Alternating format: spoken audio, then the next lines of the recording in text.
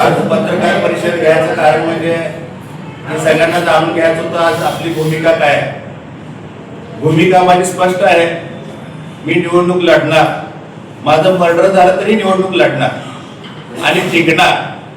का सत्याची लढाई आहे. आता मी 18 वर्ष काम केले भारतीय जनता पार्टीचं. त्याच्यामध्ये सगळं तुम्हाला हे फाईल देणारच आहे. 1812 सभासद नोंदणी केले भाजपचे, परत पदवीधरची सभासद नोंदणी केली, परत वेगवेगळ्या मार्गाने सगळे प्रश्न सोडवण्याचा प्रयत्न मी भाजप मार्फत केले. एक भाजपाचा मी निष्ठावंत कार्यकर्ता होतो. मला कोणतंच भाजपचं पद नव्हतं, तरी मला डावललं जातं. विशेष म्हणजे आपल्या भाजप पक्षात चाललंय काय नेमकं काय कळेल.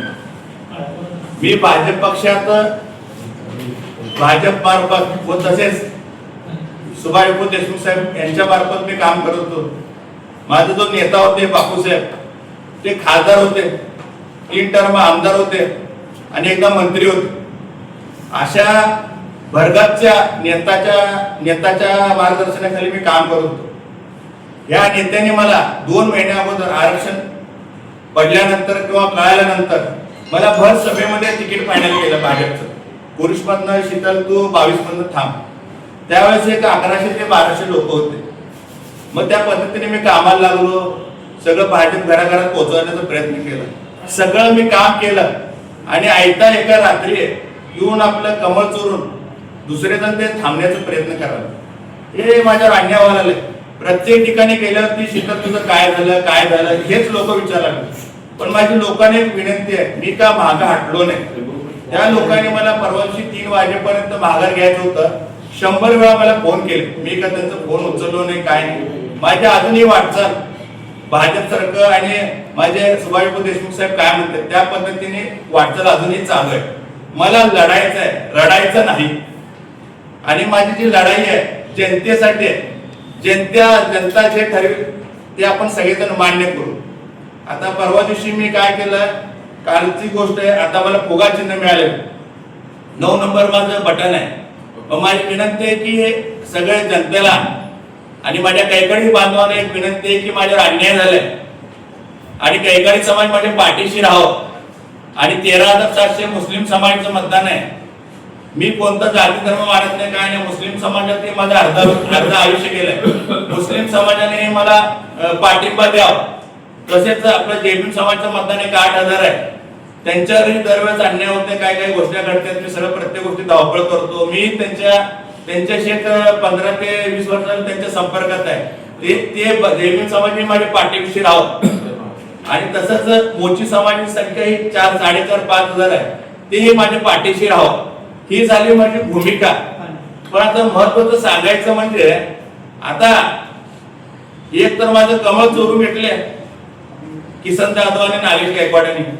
आता काय चालू केले तर 2-3 दिवसापासून त्यांचं एक रसिक हॉटेल आहे, लेडीज बार आहे नागेश गायकवाड त्यांचा. त्याच्यातल्या लेडीज बार मधले बाया घेऊन त्यांनी फिरायला लागले. माझ्यावर पोस्को होते का, 376 होते का, हे असं रडीचं डाव चालू केलं.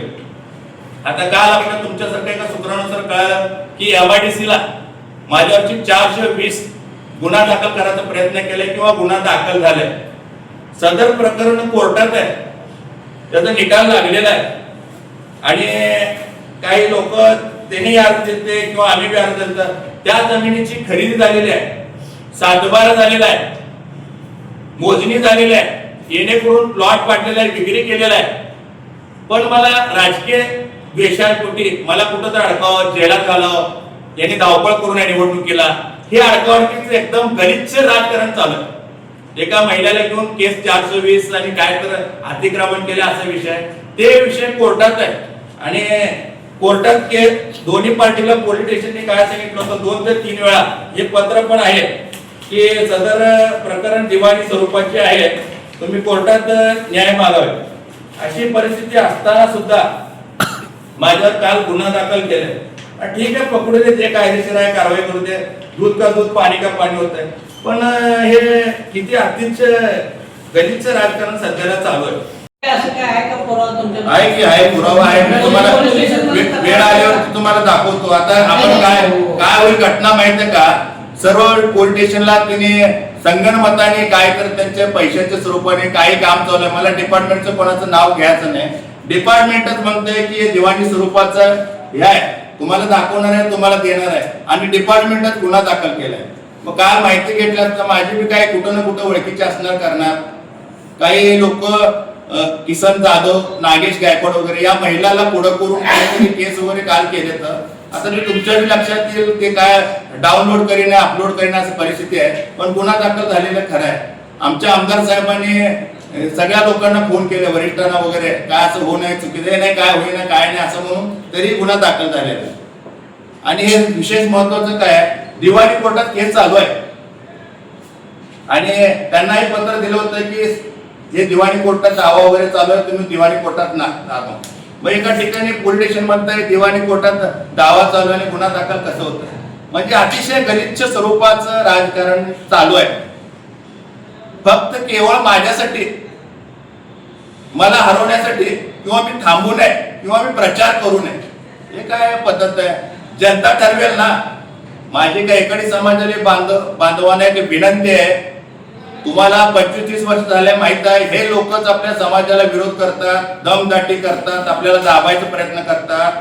आपण जागृत व्हा आणि फुगा या 9 नंबर बटनला मतदान करा. मी काय घाबरणार नाही. माझं मर्डर होऊ दे, काय होऊ दे, मी रडणार नाही, लढणार आहे शेवटपर्यंत. आणि मुस्लिम समाजाला मी एक विनंती आहे की त्यांनी पण, मी काय समाज धर्म जाती धर्म मानणारा माणूस नाही, तुम्ही बी एक मला मुलगा म्हणून पदरात घेऊन मुस्लिम समाजाने मतदान करावं. तसंच जयभीम समाजाला बी एक विनंती आहे की त्यांनी कोणतं जाती धर्म न मानता मला तुम्हाला पदरात घेऊन मला हे मतदान करावं. हे अतिशय गलिच्छ अजून भरपूर केसेस माझ्यावर करणार आहेत. तडीपार एनपीडी पर्यंत जाण्याची शक्यता आहे. हे तुम्हाला अगोदर सांगायला लागलो.